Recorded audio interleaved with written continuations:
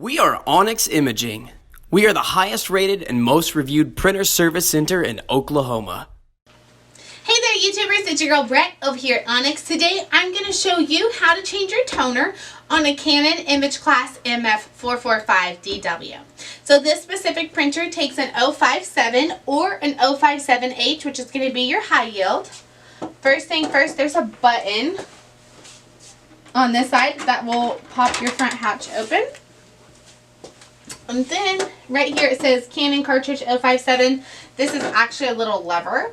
So go ahead and just pull that up and out gently. Try not to be too rough with it because you don't want to damage anything. Set your old toner to the side. Unbox your new one. Get it ready to put in. And then you're going to follow the guides on the side. It's real easy. It should slide right in. Once you hear it click, you know it's in. There you go. Shut your front hatch and then you should be good to go. If you guys are in need of any supplies or quotes, give your girl Brett a call and have a great day. We are Onyx Imaging. We are the highest rated and most reviewed printer service center in Oklahoma.